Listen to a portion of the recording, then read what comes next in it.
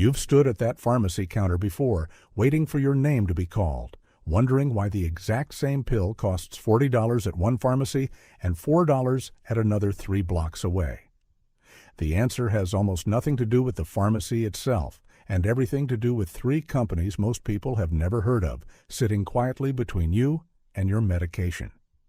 Their names are Caremark, Express Scripts, and Optum Rx. Together, these 3 companies, known in the industry as Pharmacy Benefit Managers, or PBMs, process 80% of every prescription claim filed in the United States. Express Scripts alone handles 31% of the country's claims. Caremark handles 26%. Optum Rx handles 23%. If you've filled a prescription anywhere in America recently, there is roughly an 80% chance one of these 3 companies decided, quietly and invisibly, exactly how much your pharmacy got paid for it and exactly how much you were charged at the register. Here's the part almost nobody understands until they own a pharmacy themselves. A pharmacy benefit manager does not simply process your insurance claim. It sits between the drug manufacturer, your insurance plan, and the pharmacy, and it makes money at nearly every point along that chain. One of its central tools is something called spread pricing. Here's how it works, in the simplest possible terms. The pharmacy benefit manager tells your pharmacy, "We will reimburse you $50 for this medication." It then tells your insurance company, "This medication costs $65.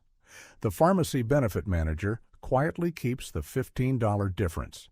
Sometimes that spread reflects a real administrative cost. Very often, it is simply profit, extracted from a transaction the pharmacy and the patient never fully see.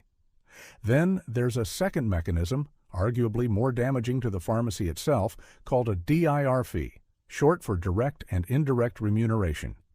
These are fees the pharmacy benefit manager charges pharmacies after the sale has already happened, months later, framed as charges for things like performance metrics, administrative costs, or generic incentive programs. Here's the trap. A pharmacy might fill a prescription, follow every rule correctly, and still only barely break even or even lose a small amount on that single transaction. Then, weeks or months later, the pharmacy benefit manager sends a retroactive fee for that same prescription. The pharmacy effectively pays a fee for having lost money in the first place.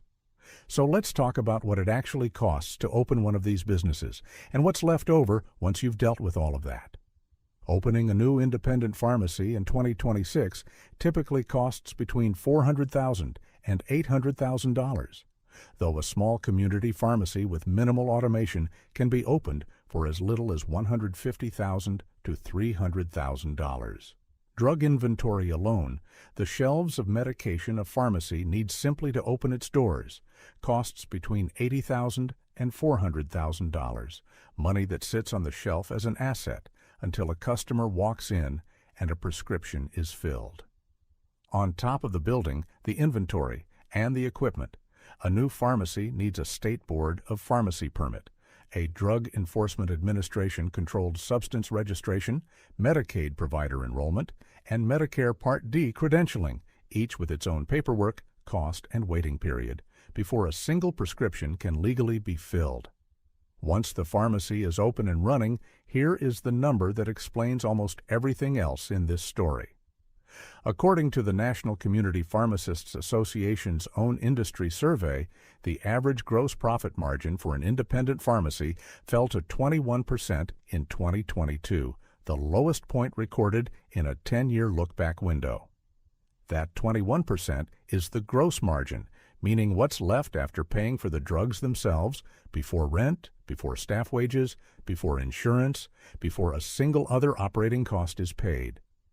By the time all of those costs are subtracted, the average independent pharmacy's actual net profit margin lands somewhere between 2 and 6% of total revenue.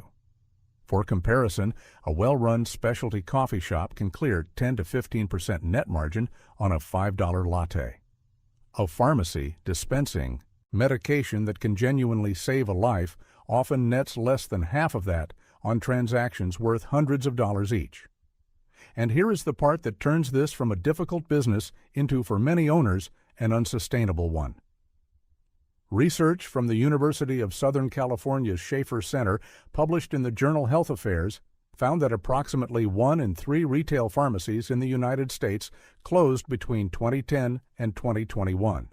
Since 2019 alone, more than 7,000 pharmacies have shut down nationwide, and roughly half of those closures were independent pharmacies, the very stores most likely to be locally owned, family-run, and deeply embedded in the community they served.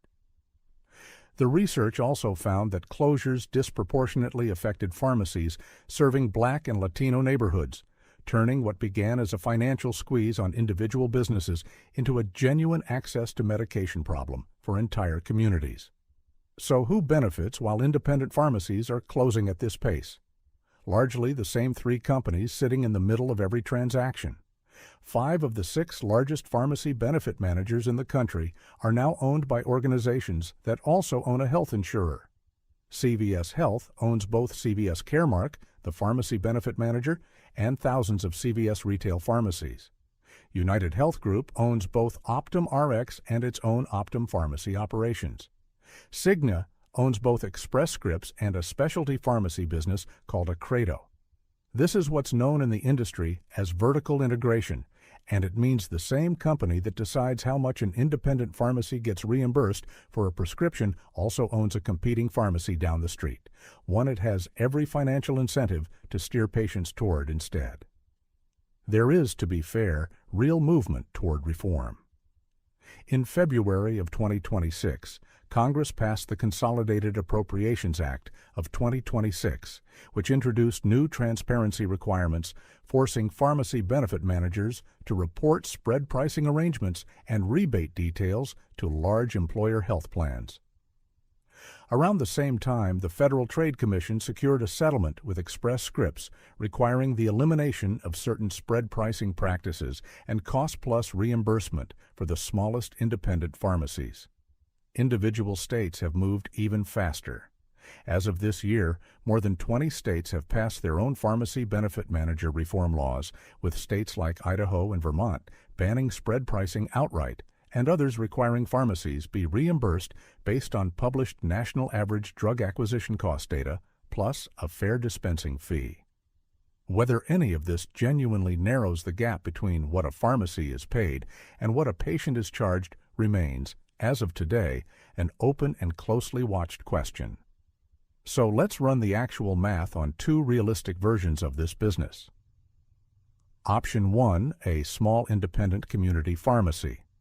Total startup investment of roughly $250,000, filling around 60,000 prescriptions a year at an average reimbursement that barely covers the drug's own acquisition cost, plus a modest dispensing fee.